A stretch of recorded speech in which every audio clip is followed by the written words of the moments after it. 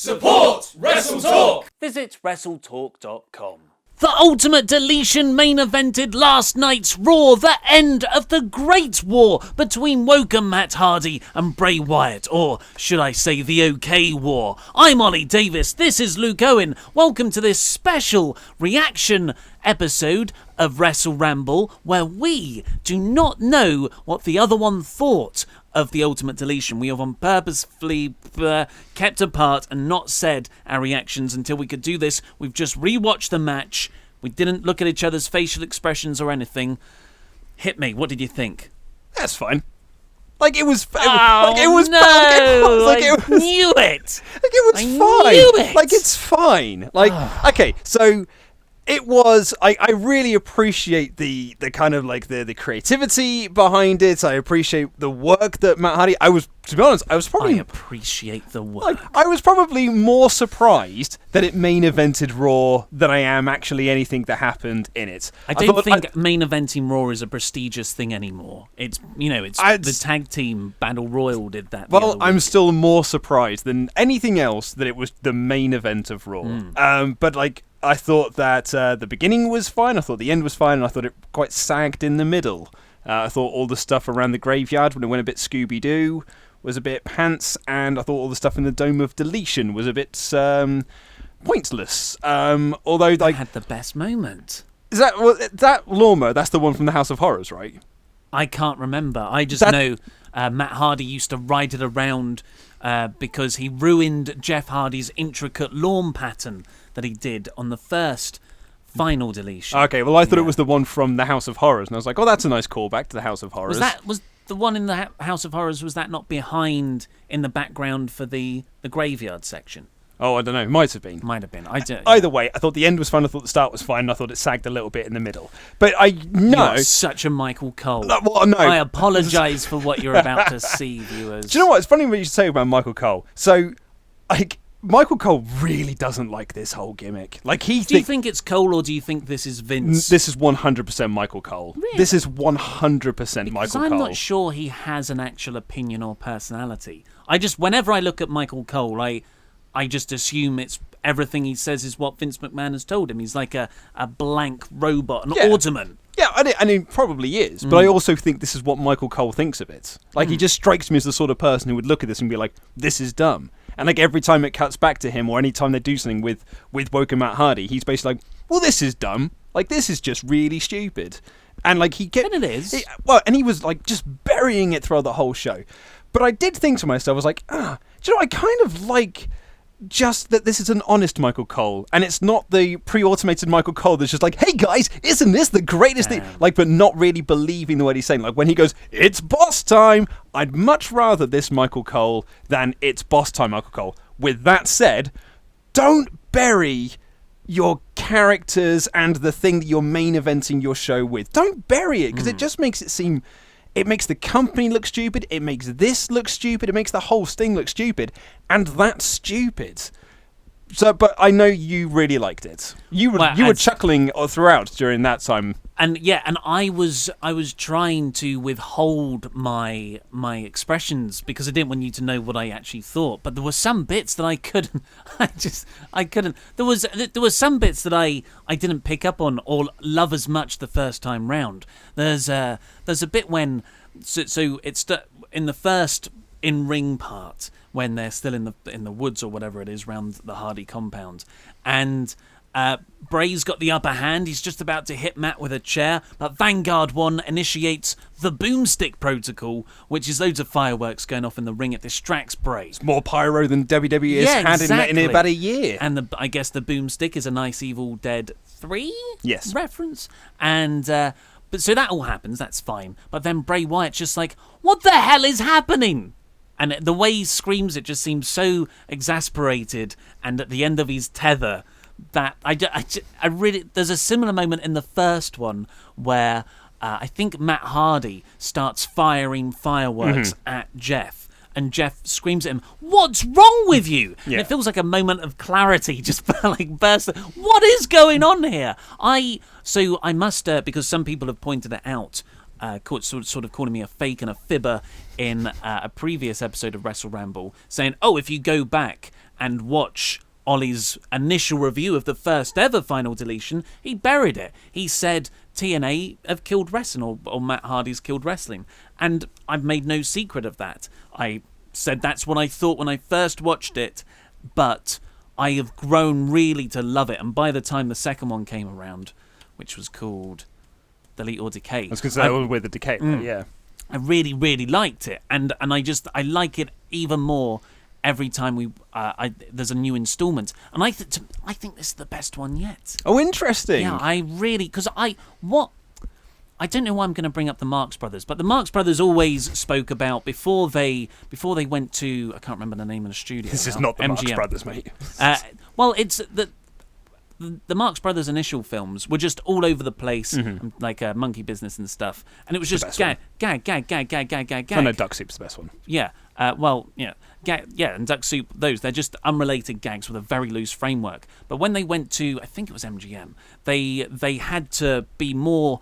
It was more based upon a narrative, and it did help everything flow better, and they worked better as movies, like Day of the Races. And I feel like with a bit more...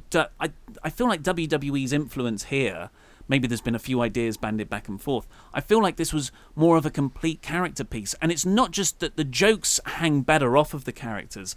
I think for Bray Wyatt, this was an absolutely fascinating performance and just arc of character development, because it's almost like Matt is the Mad Hatter, and Bray is Alice and has just fallen down this rabbit hole. And I loved it. That the moments when Bray and the viewer realizes that the dilapidated city is actually Hardy's old compound, and he gets the flashbacks. At first, they're positive flashbacks. The Wyatt's old compound. Did I say Matt's again? You said, yeah. I'm mixing them both up. But yeah, it was those initial promos when he was in the little hat and everything before. Well, that was far and away my favourite bit of this whole endeavour was, and you're absolutely right, it was Bray Wyatt. I thought Bray Wyatt was absolutely awesome in this match. Matt gets on my tits a little bit with the voice, but I thought Bray was so good in this. It's the most interesting Bray has been in years. Like years and years and years. It's the most interesting he's been. And what I would say about this, sorry to cut you off, what I would say about this, as much as I thought it was fine, I didn't think it was funny, but I didn't think it was awful, I didn't think it was genius, but I didn't think it was terrible, I just thought it was fine. I could certainly watch another one. If WWE did this again in 6 months' time, I would certainly watch another one of them. But what I would say about this is that because this was driven by the wrestlers themselves, because this is done by Matt, it's done in working with Bray, and I'm going to presume that Borash was involved in this. Obviously, that's what reportedly. So yeah. Yeah, I mean, I haven't listened to any sort of reports on this or anything, but I would just assumed that Borash would be involved because he was so heavily involved in all the stuff they did in TNA and Impact. That it feels like the most genuine. And like it really got me more invested in them as characters because it's character driven. It was wrestler driven. It's not a bunch of writers sitting in a room writing awful promos for people and being like, "Here, now say this nonsense." And because it was a wrestler driven thing, that's what I really liked about it. That's why I was saying I appreciate the work that went into it, because this is more character development for Bray Wyatt in this 10-minute segment. Oh, it was 15, I think. Yeah, I mean, it felt like it went 20. It felt like it went 45, but like because that flew by for me, and because that middle segment like really sagged. But because like it was, in that 20-minute segment, they did so much more for Bray Wyatt than a group of 28 writers in WWE have managed to do in the last 3 years. It was, and speaking of the performances, the reverse shot stuff, you kind of forget you're watching a wrestling match. It feels like it's more of a movie, and you're like, man, they're really good actors for spoken word dialogue. Bray, of course, is a master deliverer of promos, and it obviously translates to this kind of performance as well. And Matt is just doing his over-the-top character, which is only he can do. I really like the exploration of Matt, particularly, and you said your favourite moment was the flashbacks to those original Wyatt promos. Yeah, it was just like the does this look familiar to you, and like Bray's reaction to it, and you kind of get the shot of the burning compound and stuff. At first it was positive, and he was remembering when he debuted, and I was like, the happy days when everything was in front of him. But the last thing was his compound burning down, which Randy Orton did. And that is the exact moment that Bray started to go off kilter, and he had that awful, awful year last year. Yeah. Because you said Bray hasn't been this interesting in years and years and years. That's unfair. Everyone always forgets that the Viper in the Wyatt family storyline, which was at the top, which made SmackDown the better of the two shows from SummerSlam 2016 through to Elimination Chamber. That was really good when they won the tag belts, when they were having all the lost them dissension. like a couple of weeks later. But it was all part of a larger story, and the stuff when they did in the Royal Rumble. And everyone agreed at the time. This isn't like a big revelation. It's everyone looks back. Bray Wyatt's been awful for 2 years or like 3 years. He hasn't. He was very good in the initial brand split of SmackDown. Yeah, it was a couple of months periods where it was half a year. No, it never felt like it. Was it really It was half half a year? Well, okay, I mean, from SummerSlam to Elimination I Chamber. very much stand corrected, but it never felt like half a year. But like that aside, what has Bray Wyatt done that's been interesting? Exactly. That's from that moment of the Elimination Chamber. He wins a title, goes on that awful feud with Randy Orton, and it's just bad feud, Finn Balor after bad feud. And he's actually only had Randy Orton and Finn, and then Matt. Yeah, I mean, which is 3 bad feuds in a row. Yeah, and each one lasting 4 months. Yeah, but at least this one is picking up. But yeah, so you had his flashbacks of not only the compound burning down, but like his character as an interesting force. I felt it was all very meta and intentionally so. But the bit that got me was the end when you had that wonderful moment of peril. Were you not genuinely scared he was going to rip apart Vanguard 1? No. I was, that cute little critter.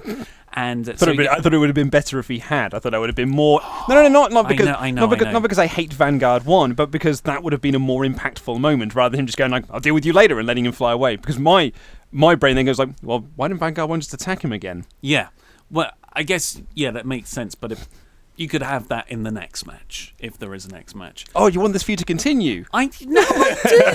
You know, like they come together as a tag team. Oh, is that where you think it's going? Well, should we come on to that later? Yeah, come on to that later. Let me finish my point. So, Vanguard 1 distracts him. Bray turns around to Skarsgård, the dilapidated boat, which should have Matt Hardy inside. He flips open the boat, but Senor Benjamin is there with a sort of inflatable globe ball. And he throws it to Bray. Bray catches it, and it's just this absolutely fascinating image of this huge Bray. And he's always talked about having the whole world in his hands. And Senor Benjamin, awful line delivery, just says, "You got the whole world in your hands." It just sounds awful, but Bray's looking at it, and he's got this great expression on his face of, "Oh." And he looks ridiculous and pathetic and sad. And that's like the finish of the match. That Matt hitting the twist of fate, that's a formality. Yeah. But that moment of when Bray realizes that he's nothing, and this is what he said he is, that he hasn't got the world in his hands. He's just he's as empty as all his promos. And then Brother Nero appears in that court, and like Jeff Hardy's is not a good promo, but the delivery of that line is filled with such venom. And, it opens up who's really hearing it. Is he there? Is that in just Matt's head or Bray's head? And then I just thought that whole bit was brilliant. I've like really genuinely, that's unparalleled character stuff in wrestling. I mean, the only one that springs to mind in recent times is Kevin Owens screaming at Sami Zayn at Battlefield 2016, "Why are you making me do this to you?" in that tremendous match they had. Yeah. So, am I convincing you? No, not at all. I didn't think it was bad. It's just that I wouldn't say anyone is wrong for liking it because you never should say that. But unless it's Stephanie McMahon. Unless it's Stephanie McMahon, which is objectively awful. I would never say anyone is wrong. Like, you're not wrong for really enjoying this. I would also never say that anyone is wrong for thinking this was dumb and obnoxious, as Michael Cole called it, and self-indulgent and all the other sort of words that people often use about the Broken Hardy stuff. Like, I don't think either of those sides is wrong. I think it's very much it's very specific taste that is needed. It's a bit like Primus, in a way. One of my favourite bands of all time. Okay, I did Marx Brothers, you get Primus. They're one of my favourite bands of all time. And I could listen to Primus all the live-long day. But I know friends of mine who are just like, this is absolute tripe and it's absolute garbage. And I can look at it and be like, I get what you mean. Like, I kind of see what you mean, because his voice is a bit weird and the songs are very odd. Like, they did a whole album that's just mad covers of the Charlie and the Chocolate Factory soundtrack, and I love it. I absolutely love it. But like, my wife is like, this is god awful, turn it off. And I get that. But for me, I think it's brilliant. I think it's genius. Like, every single track that Les Claypool has ever done is a work of art. But I get why some people wouldn't like it. And I feel the same way about, Ultimate Deletion in a way. When we had Kenny here last week, Kenny McIntosh from Inside the Ropes, who's a huge fan of the Deletion stuff. And like, he's been on Twitter this morning singing its praises and being like, he was one of the only people that believed in it and this, that and the other. And he really, really enjoyed it. But we having a chat about it last week, and I said, it's pro wrestling's version of The Room. And there are some people who watch The Room and be like, I don't get it. I don't get why people enjoy going to watch this at the cinema. Whereas I watch The Room and I'm like, I mean, it's hilariously bad. But what I think I like about The Room is that The Room doesn't know it's bad. The Room thinks it's great. It's the same with Troll 2. Troll 2 thinks it's a brilliant movie. The directors and the people behind it thought they were making a work of art. Just turned out to be really bad. But it's kind of hilariously so. But when people make Sharknado or Mega Shark vs. Giant Octopus stuff, where you try to make things purposefully bad, all I can see is people just trying to be weird and trying to be wacky. Like the stuff with the graveyard where they were doing the Scooby-Doo stuff where you're just sort of running around. I don't see funny, I don't see jokes, I just see like, oh, you're trying to be wacky, and that doesn't work for me. It's interesting you brought up The Room, because I was going to say that, and I guess you've already answered it, that I was going to say, well, if you don't like this, you're always saying how you like The Room. Yeah. But you are right. This is intentionally. But I don't think, like, that was my mistake at the start. So maybe you'll change your mind when you've seen this unfold in real time in WWE, if they stick with it, which I hope they do. It's I've forgotten the point I was trying to make. Yeah, so it's not like they're trying to make an intentionally bad thing and you're in on the joke. This is just what it is. This is just a crazy...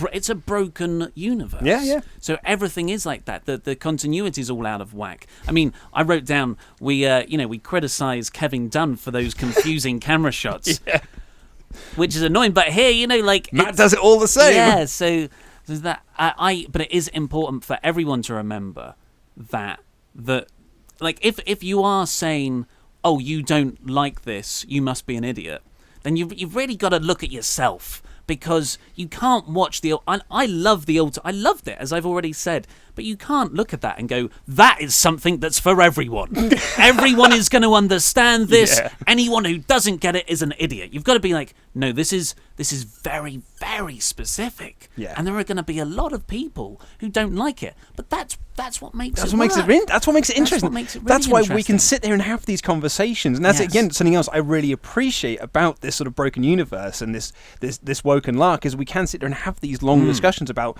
a 20-minute match. Or maybe I'm saying match in inverted commas, but what is it? But what is it? Is it a match? Is it a short film? And that's kind of genius. That's kind of brilliant, and that I really like about it. It's and maybe in years to come I'll look back and be like, yeah, do you know what, that was great. But I tell you what, what I really liked about this. Holy hell, was it refreshing! Yes. Like, in terms of, because like WWE is just like paint by numbers across the board. Everything is just one big colourful cartoon, but it's the same paint. It's the same panel over and over again, just with different characters. This just felt completely different, and that's great. Like, that's really interesting, and that kind of freshens WWE up. So if you do this every couple of months, it is just that little bit of injection. And what I'd like to think is that maybe this will create a trend where wrestlers can put their own stamp on things, put more of themselves into stuff, and like help guide their storylines. Because we've said before, the most interesting story in the world of professional wrestling right now is the breakup of the Bullet Club. And the reason that is interesting is because it's being written by them. It's all of them are working together to create this storyline across multiple promotions, across multiple angles, across multiple months, across multiple shows. And it's all done by them. And across YouTube as well, with Being the Elite. And that's what makes that really interesting. And so I kind of hope the same thing can kind of, like, from this, can kind of bleed into elsewhere across the card. I think that would be a really good thing. But I suppose my question to you, and I think you've kind of already answered, is where do you think it's going to go next? Because at the end of the match, Bray was pushed into the Lake of Reincarnation? Yes, Lake of Reincarnation, but Senor Benjamin couldn't find his carcass. So I've got two answers for you. Oh, interesting. Where do I think it's going to go next, realistically? So, this is what I think's going to happen. This is going to do well.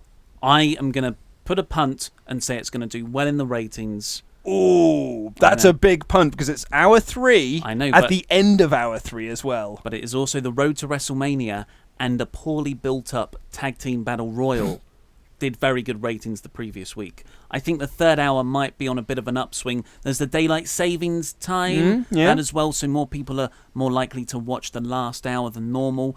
I think I'm hopeful. So I think I'm going to. So the ratings come out tomorrow, I believe. I'm going to say it's done well in the ratings. I'm also going to say it's going to have the double whammy of doing very well on social media, because the people who like it love it, and they're going to get everyone to retweet stuff. And Matt's already said, if you want another one, retweet this tweet. And, those are the sort of metrics WWE love those metrics. that WWE look at. So I think they're going to see those, and then they're going to do it to death. Oh, really? You think they're just going to do it over and over and over again? I think they're going to be like, yeah, you wanted that? Okay, fine. And we're going to get overly long segments every week. It's going to become a chore rather than a thing. Oh, interesting. That's a fascinating way to look at it. That's going to take a few months. That's like pessimistic Ollie. Hopeful Ollie is going to say it does well, and I'm already hoping they're going to follow this up anyway, regardless of the reception. Or I guess you could go several ways. So in the first final deletion match, which was between Jeff Hardy and Matt Hardy, Matt beat Jeff to make Jeff come back as Brother Nero, and then they became a tag team. And I just feel like Bray Wyatt getting chucked into that lake, he can come back as a member of the as a member of the Hardy family. Woken Wyatt. Woken Wyatt. That's perfect. Yeah. So he just has enough of a character refresh, although he can still do a lot of the stuff he was doing before. Tag team with Matt. Heaven knows that Raw tag team division needs some help after Mania. I mean, God, if they were going up against Braun as the tag team champions, you've got an interesting dynamic with Bray in there as well, being former Wyatt family cohorts. And then you just run that through and they break up and they have another big feud at the end of it. And then Bray Wyatt can come and have like the best parts of his Woken persona and the best parts of his cult leader persona in one. And then maybe we can actually have a final stab at making Bray Wyatt a main eventer again in 2019. That is very optimistic, but that's how I would attempt to do it if it all goes well. What about you? It's interesting because I actually think that after this, it almost feels like they're not going to be as a tag team because Bray's missing. So maybe this is a way to just write Bray off TV for a number of months if this is Brother Nero's return. So then you can have the Hardys as a team and then have Bray return later on, perhaps as a Woken Wyatt, but going against the Hardys, or even just returning as his cult leader status. A bit like the fantasy booking warfare I did with Braun Strowman winning the Universal Championship, is that Bray returns back to that compound, the compound that he saw in those visions that he loved so much. I like that. Maybe he's just going to travel back there and re-find himself and become that cult leader again, rather than going down the sort of broken Woken route where he becomes a tag team partner of Matt. I mean, you're right that the tag team division does need a bit of a kick up the arse, particularly with Braun just, burying the whole thing last week, if you want to look at it that way.